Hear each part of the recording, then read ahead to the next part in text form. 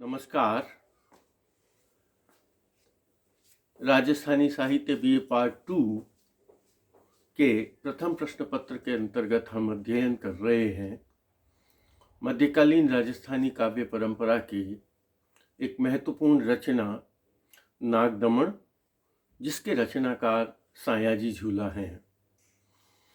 इस रचना के अध्ययन के क्रम में, अब तक के क्रम में, हमने देखा कि भगवान श्री कृष्ण जागने के बाद, भोग लगाने के बाद यमुना नदी पर खेलने के लिए जाते हैं और खेलते खेलते उनकी गेंद जो है वह यमुना नदी में गिर जाती है। सामान्य है खेलते समय नदी में गेंद का गिर जाना, लेकिन भगवान इसमें अपनी एक नई लीला करना चाहते हैं और वो कालिय नाग का दमन करना चाहते हैं और वह कालिय नाग के दरबार में पहुंच जाते हैं, जहां नागरानी, जितनी भी नागरानियों का जो समूह है वो उसे देखकर आश्चर्यचकित होती हैं और उसे समझाती है कि तुम यहाँ क्यों आए हो, तुम यहाँ से जाओ। तब वह कहते हैं कि भगवान श्री कृष्ण कि मैं नागराज से युद्ध करने के लिए आया हूँ, संघर्ष करने के लिए आया हूँ। तब वो कहती हैं कि तुम आए हो, तुम भूल गए हो, तुम बालक हो, तुम जाओ अपने घर, और तुम कैसे युद्ध करोगे, पर तुम्हारे पास तो सेना वगैरह भी नहीं है, कुछ भी नहीं है। तब भगवान श्री कृष्ण कहते हैं कि हमारा जो युद्ध होगा वो सेना और शस्त्र अस्त्रों के बिना होगा, और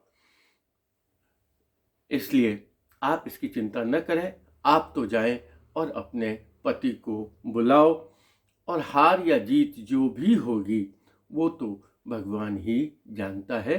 सबसे आखिर में हमने कहा हारियां जीतियां करतार हाथे, कि करतार के हाथ में है हमारी हार या जीत।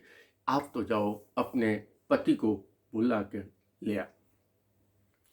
नागरानियां वापस उसे समझाती हुई कहती हैं, इसो आज ते कौन भूलोक आछे, काली नाग सु युद्ध संग्राम काछे, चढ़े कुण काली तनी सीम चांपे, काली नाग हूं आज ही कंस कांपे। कि कौन है ऐसा, तुम कौन हो जो काली नाग से युद्ध करना चाहते हो? क्योंकि पृथ्वी, संपूर्ण पृथ्वी पर, इस भूलोक में कोई भी ऐसा नहीं है जो काली नाग से युद्ध कर सके या युद्ध करने की क्षमता रखता हो, हिम्मत रखता हो। इसो आज ते कौन भूलोक आछे, पूरे भूमंडल में ऐसा कौन है जो कालिय नाग सु संग्राम काछे, कालिय नाग से संग्राम करना चाहता है, कालिय नाग से युद्ध करना चाहता है? कौन है ऐसा जो कि इसमें युद्ध करना चाहता है? चढ़े कुण काली तनी सीम चांपे, और ऐसा कौन है जो उसकी सीमा को दबाना चाहता है, जो उसकी सीमा पर अतिक्रमण करना चाहता है, या जो नागराज की सीमा है, नागराज का जो साम्राज्य है, नागराज की जो शक्ति है, उस शक्ति को कौन पार करना चाहता है? चढ़े कुण काली तनी सीम चापे, क्योंकि उस समय का सबसे शक्तिशाली जो व्यक्ति था वो था कंस, और उसी का उल्लेख यहाँ नागरानी करती है। चढ़े कुण काली तनी सीम कांपे चांपे, काली नाग हूं आज ही कंस कांपे। कंस जैसा जो शक्तिशाली राजा है वह भी कालिय नाग की शक्ति से घबराता है। इसलिए तुम कौन हो जो इस प्रकार नागराज से युद्ध करना चाहते हो, और क्यों युद्ध करना चाहते हो?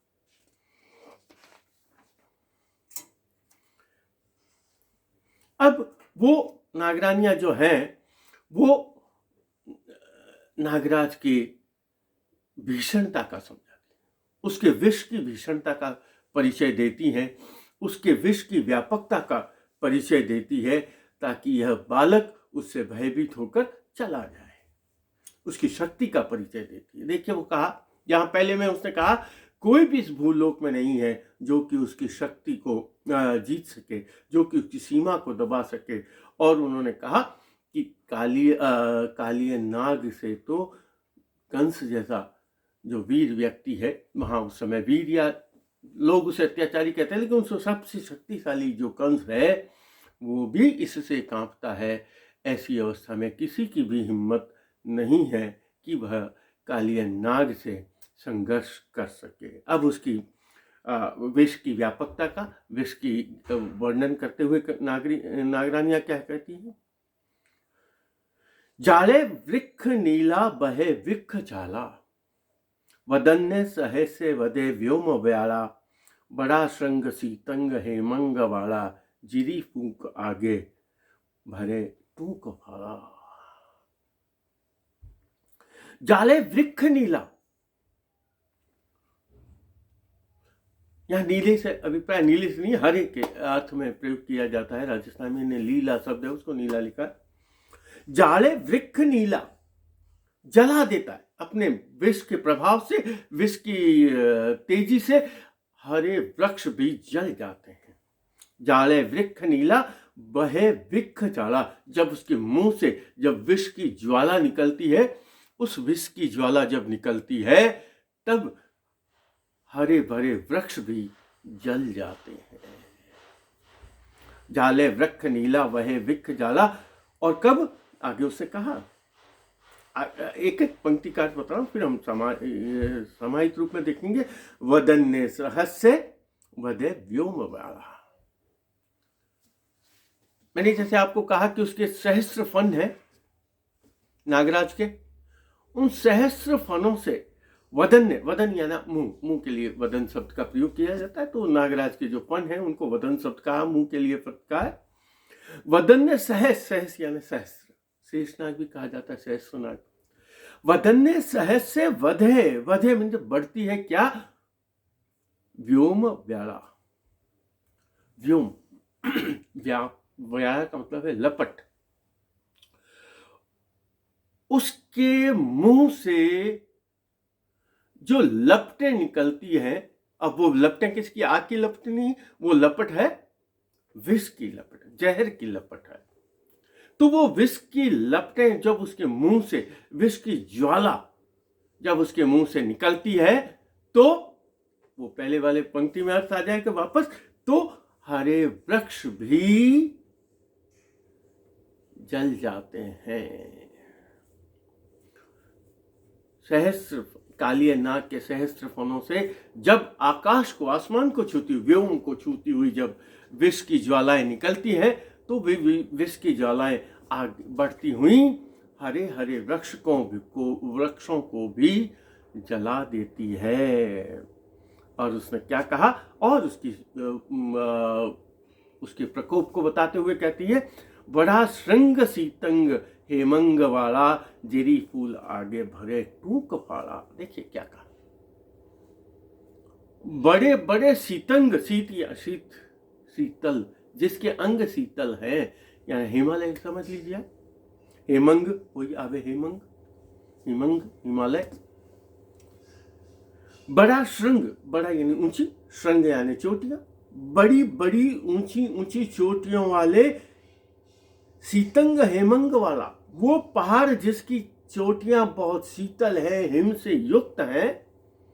जिरी फूक आगे भरे टूक फाला, और वो बड़ी बड़ी चोटियों वाले पहाड़, बड़ी बड़ी चोटियों वाले गिरी पर्वत भी नागराज की फूंक के आगे, जिरी फूंक आगे, जिसकी फूंक के आगे भरे टूक फाड़ा, वो चोटियों वाले, ऊंची ऊंची चोटियों वाले शीतल पहाड़ जो हैं, हिम से ढके हुए जो पर्वत हैं, वो भी नागराज की फूंक के आगे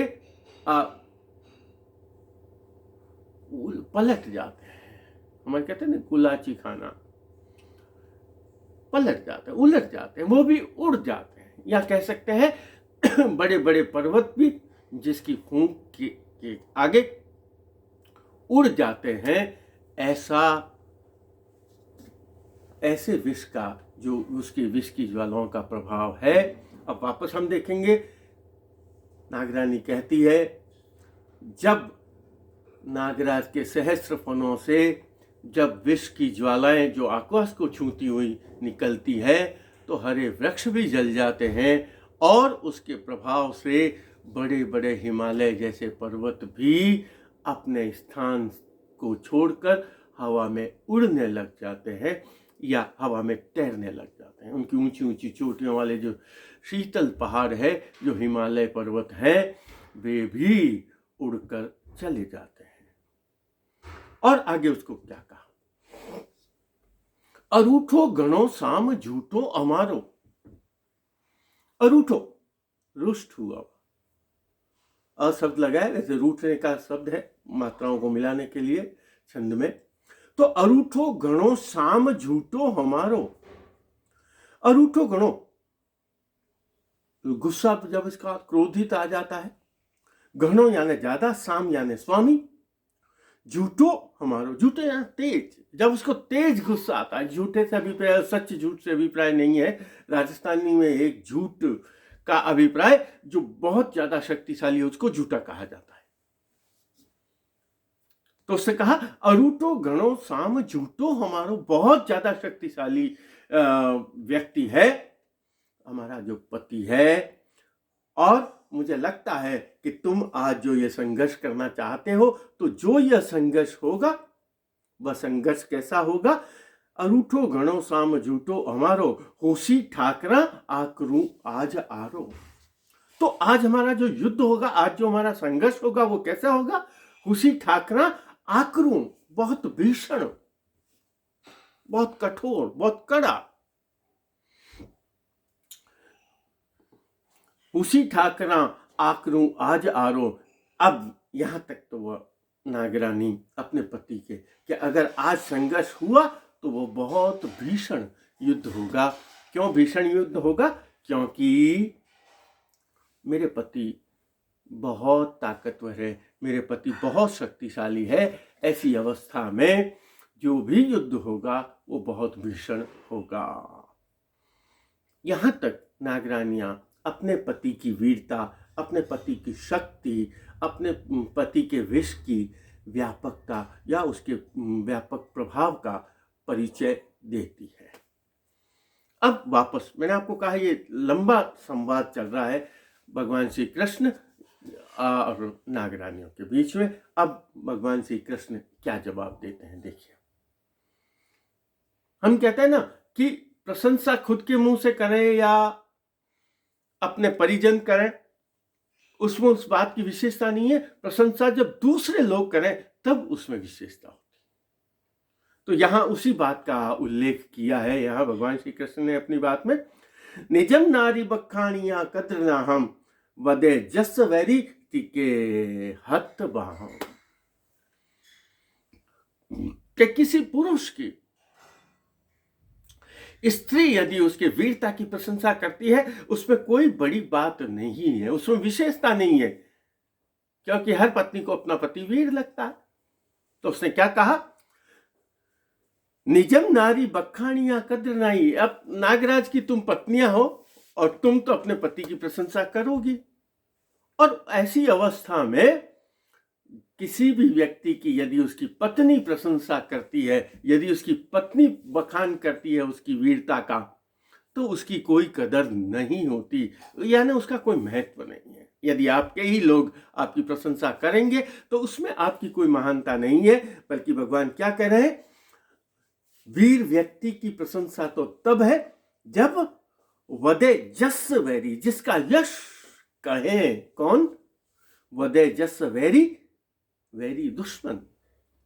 जिस वीर की प्रशंसा उसके दुश्मन करें, उसके शत्रु करें, वदे जस वैरी जिके हथ बाहम, वही व्यक्ति शक्तिशाली है, वही व्यक्ति वीर है जिसकी प्रशंसा, जिसकी वीरता की, जिसके शौर्य की, जिसकी ताकत की, जिसकी शक्ति की प्रशंसा उसके अपने लोग नहीं बल्कि उनके शत्रु करें। निजम नारी बखानिया कद्र ना हम वदे जस वैरी जी के हत बाम। और उसने क्या कहा, देखिए अब उसने क्या कहा, भगवान श्री कृष्ण कितनी बढ़िया बात कहे हैं। पनंगा नरा दानवा देवी पासा, तूने देखा हूं आज बैगो तमाशा, फणीनाथ ने झालमू एण पाणो, मुड़ो एह कंकालियो द्रोह माणो। क्या कहा उसने, चाहे वो कितना भी भयभीत कराना चाहती है, डराना चाहती है, उसके आतंक को फैलाना चाहती है, उसके आतंक का वर्णन करना चाहती है, लेकिन भगवान श्री कृष्ण क्या कह रहे हैं? भगवान श्री वर्णन क्या कह रहे हैं? मैं आज समस्त लोकों में, नागलोक, देवलोक, भूलोक, जितने भी लोग हैं और वहां जितने भी प्राणी हैं, उन सब के सामने मैं आज नागराज से युद्ध करके अपने इन हाथों की शक्ति का परिचय दूंगा। देखिए क्या कहा। पनंगा, पनंग कहते हैं नागलोक को, ऐसा मानते हैं जो भूमि के अंदर पाताल में नागलोक रहते हैं। पनंगा नरा, नरों को, नर यानी जो भूलोक में रहते हैं। दानवा, दानव लोग जो है उनको, और देवी पासा यानी देवताओं को, दानवों को, नरों को, नागलोक के समस्त प्राणियों को मैं क्या करूंगा? पनंगा नरंग नरा दानवा देवी पासा, तूने देखा हूं आज बेगो तमाशा। आज मैं इन सबको और तुम्हें भी, तुझे देखा हूं और तुम्हें भी, यहाँ एक तरह से वो सभी लोगों को संबोधित करते हुए कहते हैं, चाहे आप नाग हैं, चाहे आप देवता हैं, चाहे आप नर हैं, चाहे आप दानव हैं, या नागरानियों को भी कहते हैं, मैं आज आपको बहुत ही शीघ्र, तूने देखा हूं आज वेगा तमाशा, आपको मैं एक तमाशा दिखाना चाहता हूं।